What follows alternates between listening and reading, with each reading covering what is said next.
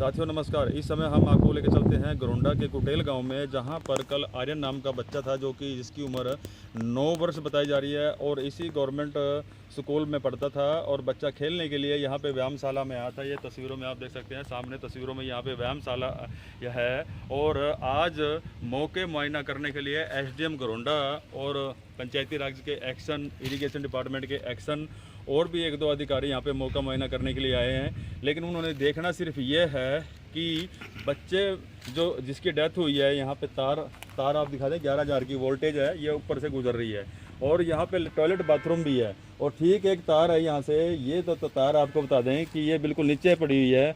आम आदमी का भी यहाँ पे हाथ लग सकता है। जहाँ मैं खड़ा हूँ, मैं थोड़ा सा और आगे चला जाता हूँ तो मेरे को भी बिजली खींच सकती है। बिल्कुल मैं नज़दीक खड़ा हूँ इस तार के, और थोड़ा सा मैं आगे जा जाता हूँ तो मेरे को बिजली यहाँ से खींच लेगी, इसलिए मैं आगे नहीं बढ़ रहा हूँ। बिल्कुल नज़दीक खड़ा हूँ, लगभग 5 फुट की दूरी पर खड़ा हूँ और ये तार बिल्कुल इस टॉयलेट की दीवार के ऊपर से होकर गुजर रही है।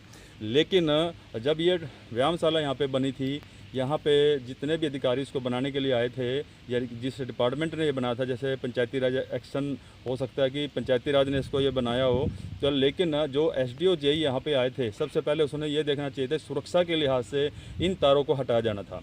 लेकिन ये चीज़ें दरकिनार की गई। ठेकेदार ने अपना कॉन्ट्रैक्ट पूरा किया, काम करके उसने पेमेंट लेके चली गई है। लेकिन जो डिपार्टमेंट के अधिकारी एक्शन थे, एक्शन, एसडीओ, जेई, उन तमाम अधिकारियों की ये गलती रही है कि उन्होंने ये तारें नहीं देखी कि 11,000 वोल्ट की तारें इसके ऊपर से गुजर रही हैं। लेकिन साथियों, आज आर्यन इस दुनिया में नहीं रहा है। जिस माता पिता का बच्चा गया है उसके दिल की क्या गुजर रही होगी, वो बच्चा दोबारा वापस नहीं आ सकता। विडम्बना इस बात की है कि अधिकारी भी आएंगे, मौका मुआयना करेंगे, अपने अपनी तर्क देंगे, दलीलें देंगे और इसका बना करके सारा के सारा मजबून बना करके वो भी चला जाएंगे। वो भी एक अपनी रिपोर्ट डी साहब को सौंप देंगे।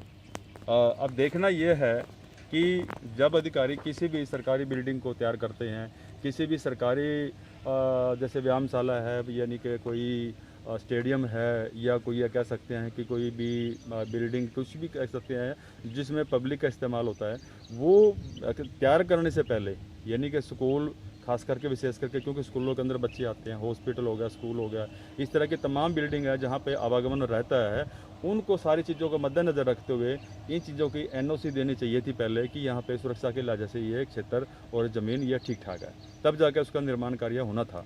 लेकिन उसके बाद अगर हम जब वो चीज़ बीत जाती है तब हम यहाँ पे खड़े होते हैं। सच समाचार ने ठीक 4 दिन पहले एक स्टोंडी गांव की एक वीडियो जारी की थी, वहाँ पे खबर जारी करी थी कि स्कूल के ऊपर से हाई टेंशन तारें गुजर रही हैं। हरि सिंहपुरा गाँव के अंदर स्टेडियम के ऊपर से तारें गुजर रही हैं और इंद्री रोड पे सीनियर सेकेंडरी स्कूल है, प्राइवेट स्कूल है, वहाँ पे तारें गुजर रही हैं। कैथल रोड पे चढ़ाव से जब हम निकलते हैं कैथल रोड पे, वहाँ पे भी तारें, अगर बंदा ऊपर हाथ लगाए तब भी तारें टच हो सकती हैं। इस तरह के यहाँ पे 8 स्कूल हैं जिला करनाल के अंदर, जहाँ पे सत्य समाचार ने बादशाहों पे है, बैठसाल के अंदर भी है। ऐसे बहुत सारे जो गांव हैं, स्कूल हैं जहाँ पे हमने चिन्हित किए थे, लेकिन आज तक प्रशासन ने किसी की भी जो कान में जूं रेंगी है। जिनका बच्चा चला जाता है उसको पता कि इस समय कितनी हानि, कितना लॉस और कितना उनका क्या उनके ऊपर से गुजरती होगी, वो वही जानता है जिसका बच्चा चला जाता है घर से। लेकिन जो प्रशासन के अधिकारी हैं जिन्होंने आज तक ये चीज़ें अनदेखी की हैं, और आज वो लिपापोती भी इसके ऊपर करी जाएगी कि यह हमारी गलती नहीं है, बच्चा छुट्टी पे था, स्कूल वाले ने कह दिया कि बच्चा छुट्टी पे था, हम इसमें क्या करें, कहीं भी जाए, वो उसने भी अपनी सफाई दे दी है। क्या बच्चा स्कूल छुट्टी होने के बाद अगर बच्चा यहाँ पे खेलने आ गया है, व्यायामशाला है यहाँ पे बनी हुई, क्या इसकी कोई जिम्मेवारी नहीं लेगा कि व्यायामशाला के ऊपर से अगर तारें गुजर रही हैं, ये तारें कद की टूटी पड़ी है, ये देखिए तारें ये नीचे नहीं लटक रही है, तारें नीचे लटकी पड़ी है, इसमें बिजली जा रही है, आ जा रही है।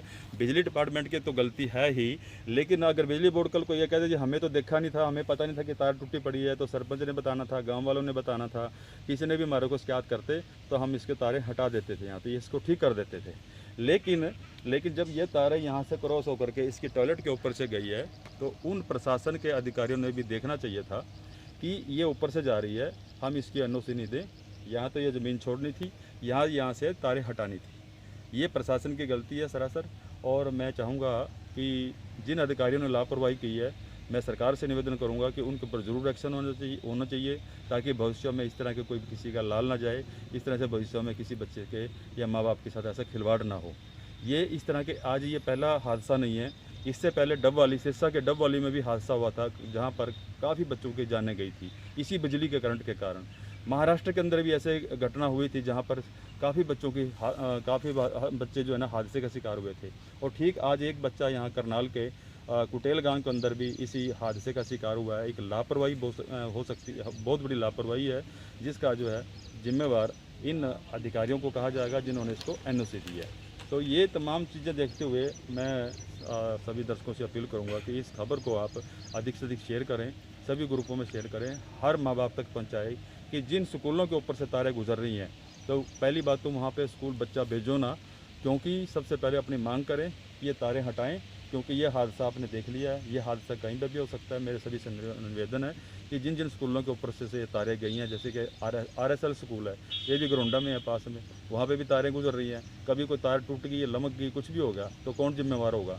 स्कूल के टीचरों को तो फीसें चाहिए, उनको बच्चे चाहिए, उनकी जान से परवाह नहीं है, उनके किसी के साथ किसी बच्चे की जान जाए उससे कोई परवाह नहीं है, उससे कोई लेना देना नहीं है। ये हमने खुद देखना पड़ेगा, क्योंकि बच्चे हमारे हैं। ये बच्चे कोई बाज़ार से नहीं खरीदे जा सकते कि बाज़ार से खरीद करके एक चला गया दूसरा ले लेंगे, ऐसा नहीं है। ये आप भी जानते हैं, हम भी जानते हैं। तो मेरा सभी से निवेदन है कि इन चीज़ों को देखते हुए तो आप अपने बच्चों के प्रति पहले संजीदगा रहिए। ऐसे एटमॉस्फेयर को पहले आप भी चेक करें, आपकी भी जिम्मेवारी बनती है। आप अपने स्कूल को चेक करें, क्या स्कूल सुरक्षा के लिहाज से ठीक है, तब उस स्कूल के अंदर बच्चा दाखिल करवाएं।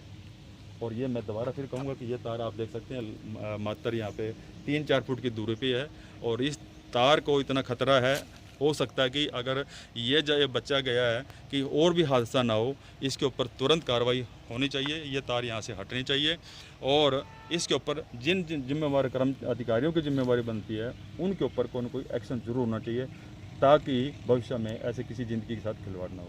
बंसीलाल पंचाल, सच समाचार, घरोंडा, करनाल, हरियाणा।